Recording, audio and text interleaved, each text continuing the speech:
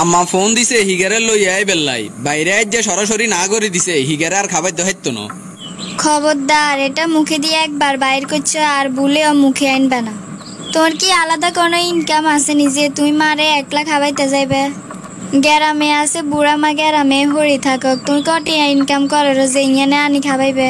30,000 বেতন হার হল আর হরার খরচ বাসা ভাড়া কত কষ্ট করে সংসার ইয়ান চালাইয়ের এটা আইয়ে না জানি। আঙ্গো 3 জন মানুষের লগে মা এগে জেনে খাই যাইতে পারবো। আই আগেও কইছি অনগয়ে তোর মারে যদি ইয়ে আনো তাইলে আমি বাসা ছাড়ি চলে যাম। আচ্ছা ঠিক আছে দেখা যাক, আই একটু বাইরের দিকে যাই। জামাই বাবাজি আই তুই এনে থাকতাম হারিয়েন না, তুই আর ইয়েন তুমি লই যাও। ঠিক আছে মা চলেন, চিন্তা করিয়েন না, আমরা তো আসি। খালি খালি এর যে বুড়িরে লই আইওক না, তুই খবর আছে কলিং বেলের আওয়াজ শুনে যার কোন লই আইছে নি আল্লাহ না জানে। তোর কথা আর শুনি ন যাই মারে লই আইছি। কা বুড়ির হুত কি খালি তুই নি হেবিডির হুত আর দুগে আছে না? তুই মানসিকে কটে কামারো এটা তো হিগে জানে, আবার হে মানুষকে তোর কান্দের সে আই হটলো কিনলে আর অনুমতি ছাড়া আনছো তো তোমরা হিগের খোঁজ খবর রাখবে। আমি কিচ্ছু জানি না, এক গেলা সানিও দিতাম হারতা না, তোমরা রান্দি বাড়ি তোমরা খাওয়াবে। অন তোর কথা শেষ হয়েছে নি? কই গো মা এদিকে আইয়েন।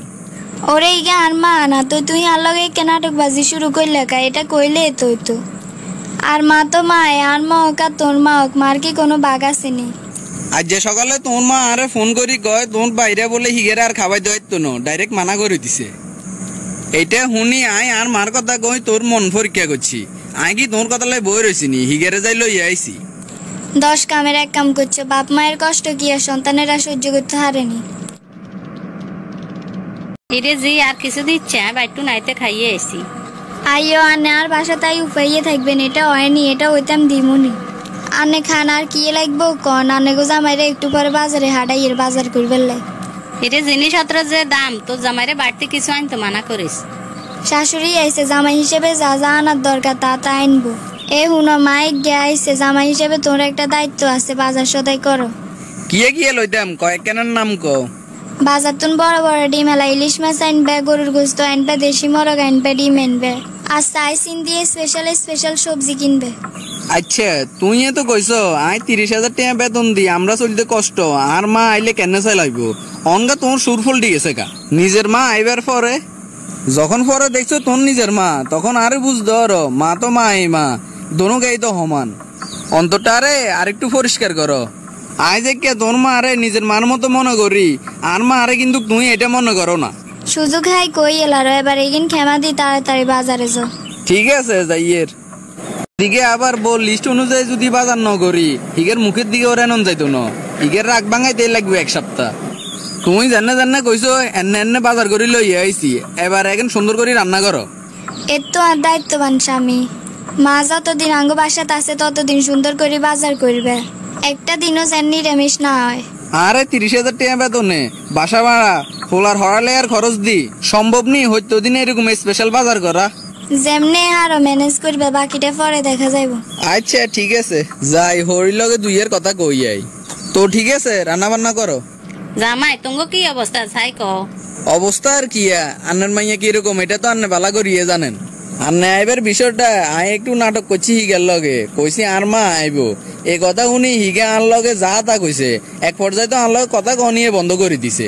আর মা কেন আইবো তারপরও আমি বিষয়টা ক্লিয়ার করি নাও যে আন্নে আইবেন, আর আন্নে আইবার হরে তো দেখছে নে হিগের সুরফল ঠিক আছে। আরে আর হুতর বদোষ দিলা বইব কি আর হেডের মাইয়া গত হেক্কা আর মাইয়া গাল্লাই কি আরেকজন হরি সুখী হইতো হারেননি। আচ্ছা জামাই আনে চিন্তা করিয়েন না, আজি গ্যারেজ এনে বুঝাইবার দরকার আই এনে বুঝাই দিমু। আচ্ছা সান আন্নে বুঝাই যদি বুঝলো আরি।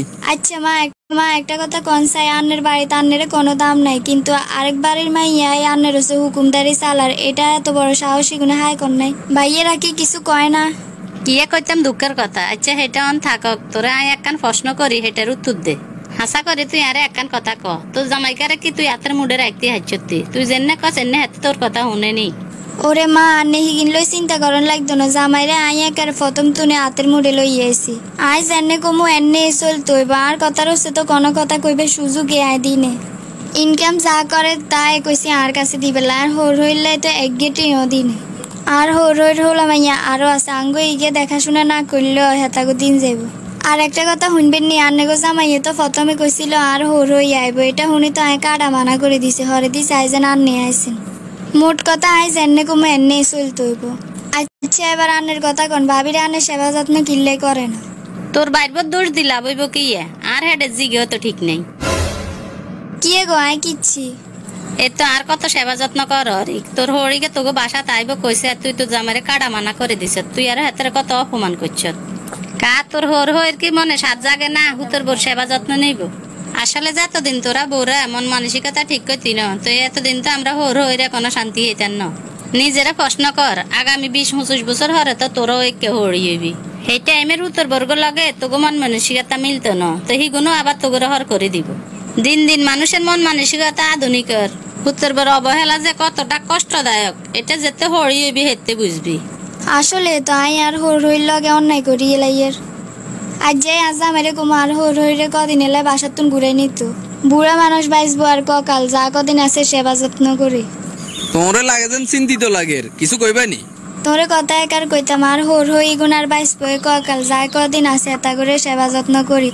আর মাও আছে হেতা করে কইও আই কয়দিন বাসার থাকতো। হঠাৎ তোর ভিতরে এই পরিবর্তন? আমরা তো দাঁত থাকতে দাঁতের মর্ম বুঝি না, মানুষ বাঁচেও আর কয়কাল যা কয়দিন আছে শান্তিতে থাকো। আল্লাহ দেশের ব্যাগ মাইয়ারে এরকম সঠিক বুঝ দান করক।